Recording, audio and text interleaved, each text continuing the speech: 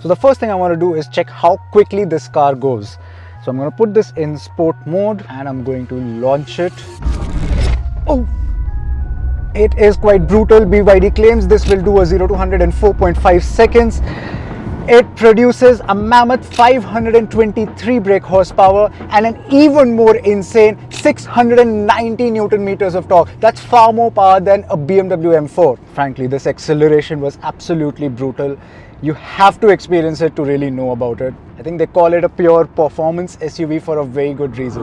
This might just be BYD's most important launch in India yet, the Sealion 7. It's a full-size family SUV and it's extremely powerful. Stay tuned as I take you through this entire car in this video. So let me talk to you about the design of this car. It derives itself from the Ocean series design language of BYD, and it might look a little similar to you because the seal is from the same design language. It's got these similar looking headlamps with these double barrel LEDs. This strip turns into an indicator. Here is an air dam for better efficiency, and inside this is a very usable frunk. In fact, I've already got my bag here just to give you an idea of how good this is. Here on the side, this car rides on 20-inch alloy wheels and they do look good. And even then, this car rides really well. But I want you to focus your attention on the sheer length of this car. It might not look like it on the camera, but it's 4.8 meters long. And the wheelbase is almost 2,900 millimeters. That's long and that gives the cabin a lot of space as well. At the rear is the sloping coupe roofline which gives it a sporty look, aided by this black spoiler. And it also has the single LED strip with these fancy LED patterns. Now if you notice here, under the BYD Sealion 7 name is written 4.5S. That basically is the 0 to 100 time of this car. BYD has made this a walking, talking billboard of its own performance. And on the other side, it says all-wheel drive because we are driving the performance variant which is equipped with all-wheel drive. Inside is a 520 liters boot, which if we let the seats down becomes 1720 liters. Not bad for a coupe SUV. Now let me talk to you about the interiors of this car. And the first thing I want to talk about is the overall ergonomic layout. A lot of cars, I think these days, are missing out on this factor, and I think this one is not. In fact, just look at this. It has two handles for you to be easily able to open or close the door or just hold on to it. Everything falls into your hand. All the switches and buttons here, all the switches and buttons here, everything is in your reachable grasp. I think it's a very important factor for the driver's seat. There is also ample storage here, two cup holders here, some storage here, and a place for you to keep your phone here, along with a wireless charger. Speaking of something that car makers should probably think more about, my phone, an iPhone 16 Pro, gets extremely hot when I put it on a wireless charger in any other car. But BYD has thought of this. They've in fact put a small vent right beneath it which throws in cool air to keep the phone cool while it's charging. Quite thoughtful. And here, I'm so thankful to BYD to have some physical buttons. For example, it's got this volume and power on and off button for the infotainment system. This is for the brake regeneration system, which has two modes, standard and hard. The driving modes button, which again has four modes, which is eco, normal, sport, and something called snow land. And of course, the start stop button, along with some AC controls which turn on and off the AC, put it in auto mode, or simply just turn on the demister. And the overall layout of this cabin is dominated by this 15-inch screen. I'm going to talk a little bit more in detail about this in a while, but before that is this instrument cluster, and something I'm quite interested by is this fatigue monitor. I talk about this fatigue monitor as well while we are driving. Now this screen houses most of this car's function, and that's why I wanted to dedicate a special segment for it. And I can start by just simply changing the theme of it. I like this one, so let's just go with this and think of it like a phone.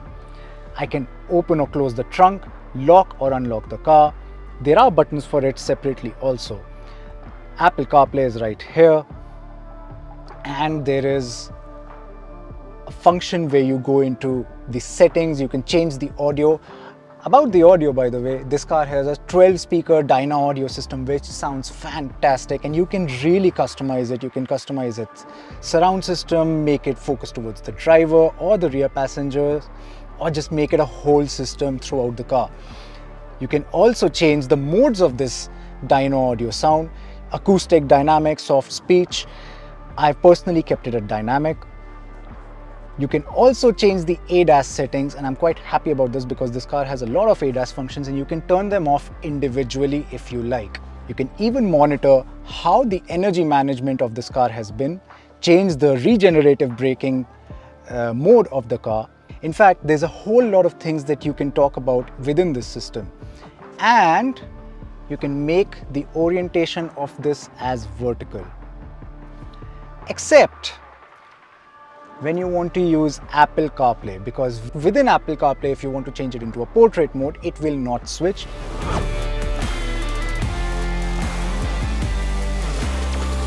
Now let me talk to you about the rear of this car. And the first thing you need to notice is that these glasses are darker than the ones in front. And yet there's an overall very airy and spacious feel about it here at the rear, especially with this massive sunroof. It does not open, but it gives you a massive airy feel. The space is ample, with my knees having enough space for my feet to go down and my knees being very comfortable. The seat itself is comfortable as well, and the headroom is enough for me. I'm someone who's 5'9", but probably somebody who's 5'10", 5'11" and above might face some issue with that. But here comes my another problem. This seat is slightly lowered down, which is quite comfortable, but it does obstruct my view out in the front, especially with these long single seats in the front. And here, I can pull this down, make this my armrest. It has some cup holders and some more storage space. All in all, quite a good rear seat to be in.